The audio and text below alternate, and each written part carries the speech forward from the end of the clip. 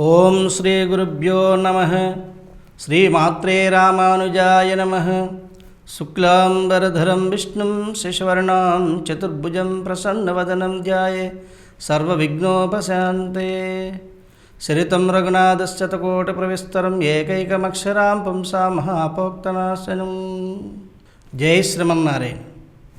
ఈగల మీడియా ప్రేక్షకులకు ఈరోజు మనము భరణి నక్షత్రం వారు ఏ దేవుణ్ణి ఆరాధించాలి, ఏ దేవుణ్ణి పూజించాలి, ఏ దేవుణ్ణి పూజిస్తే మనకి సకల సంపదలు కలుగుతాయి, మనం అనుకున్నది సాధిస్తాము, మనం అనుకున్నటువంటి లక్ష్యానికి మనం చేరుకుంటాము మరి అనేటువంటి విషయం గురించి మనం చెప్పుకోవడానికి మీ ముందుకు రావడం జరిగింది. ఈ భరణి నక్షత్రం వారు బాలాజీ దేవుణ్ణి ఆరాధించాలి.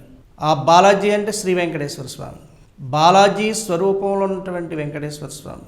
ఆ యొక్క స్వామివారిని మీరు ఆరాధించాలి. చక్కగా బాలాజీ పటాన్ని అంటే ఆ శ్రీ వెంకటేశ్వర స్వామిని కొన్ని ప్రాంతాల్లో బాలాజీ అని, వెంకటేశ్వర స్వామిని వెంకన్నని ఇలాగ అనేకమైనటువంటి వాళ్ళ యొక్క ప్రాంతీయ భాషలో వాళ్ళు చెప్పుకుంటూ స్వామివారికి అనేకమైన పేర్లు పెట్టడం జరిగింది. ఈ సామాజిక వ్యవహారిక భాషల్లో కొన్ని పేర్లు పెట్టారు స్వామివారికి. ఆ సాంస్కృతిక ధర్మంలో వాళ్ళు ఉన్నటువంటి వ్యవహారిక భాషలో వాళ్ళు ఆ వెంకటేశ్వర స్వామిని పూజించడం శ్రేయస్కరం. ఈ వెంకటేశ్వర స్వామి యొక్క పటాన్ని మీరు తెచ్చుకుని మీ మందిరంలో పెట్టుకుని ప్రతి శుక్రవారం కూడా ఆ స్వామివారికి చక్కగా మరి కనకాంబరాలు పుష్పాలు కానీ, చామంతి పుష్పాలు కానీ, సన్నజాజి పుష్పాలతో కానీ, మల్లె పుష్పాలతో కానీ మాల తయారు చేసి స్వామివారికి అలంకరణ చేసి ఆ స్వామివారిని పూజించేటప్పుడు ఒక గ్లాసు బెల్లము, మిరియాలు కలిపినటువంటి పానకాన్ని పెట్టి ఏదన్నా క్షీరాన్నం వండి తీప పదార్థాన్ని స్వామివారికి నివేదన చేసి ఆ యొక్క స్వామివారి యొక్క అష్టోత్తర శతనామాలతో మరి స్వామివారిని అర్చించి పూజించి ఆ తీర్థ ప్రసాదాలు మీరు తీసుకుంటూ చక్కగా ఈ స్వామివారిని పూజించేటప్పుడు 5 ఒత్తుల దీపంలో 5 సిమ్మిలి ఉంటుందండి, 5 ఒత్తులు వేసుకునేటువంటిది. ఆ 5 ఒత్తుల యొక్క సిమ్మిలి దీపంలోని ఆవు నెయ్యి పోసి చక్కగా 5 ఒత్తులు దీపారాధన చేసి స్వామివారిని అర్చించి పూజించి మీకు ఉన్నటువంటి కోరికలన్నీ కూడా విద్యార్థులు నాకు విద్య అధికంగా రావాలి, నాకు ధారణ శక్తి కావాలి అని మీరు కోరుకోండి. అదేవిధంగా వ్యాపారస్తులు స్వామి నాకు వ్యాపారంలో అధిక లాభం కావాలి, నా వ్యాపారం ఎప్పుడూ కూడా మరి 3 పూలు 6 కాయలుగా దిగ్జయంగా జరగాలి అనేటువంటి భావనతోటి అర్చించండి.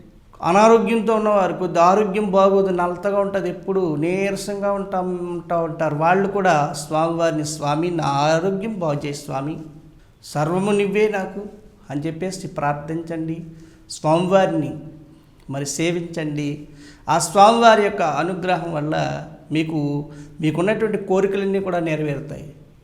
ఎటువంటి సందేహం లేదని మీరు చక్కగా ఆ శుక్రవారం రోజుని తలస్నానం చేసి మరి ఉతుకుని వస్త్రాలు కట్టుకుని ఈ విధంగా స్వామివారిని మరి ఆరాధించినట్లయితే బాలాజీ స్వామిని, బాలాజీ అంటే ఆ వెంకటేశ్వర స్వామి బాలాజీ అని వెంకటేశ్వర స్వామిని మరి అలాగ పిలుచుకుంటుంటారు, వెంకన్న బాబని. ఈ విధంగా ఆ యొక్క ప్రాంతీయ భాషలో అనేకమైనటువంటి ప్రాంతీయ భాషలు ఉన్నాయి. ఆ ప్రాంతీయ భాషలో వారికి తోచిన విధంగా ఆ పేరుతో స్వామివారిని పిలుచుకుంటుంటారు. కాబట్టి మీరందరూ కూడా ఈ విధంగా ఆ వెంకటేశ్వర స్వామిని అర్చించి పూజించి చక్కగా మీరు ఈ యొక్క స్వామివారిని మీరు ఆరాధిస్తున్నట్లయితే ఈ భరణి నక్షత్రం వారికి సకలైశ్వర్య భోగభాగ్యాలు కలుగుతాయి. ఎటువంటి సందేహం లేదు.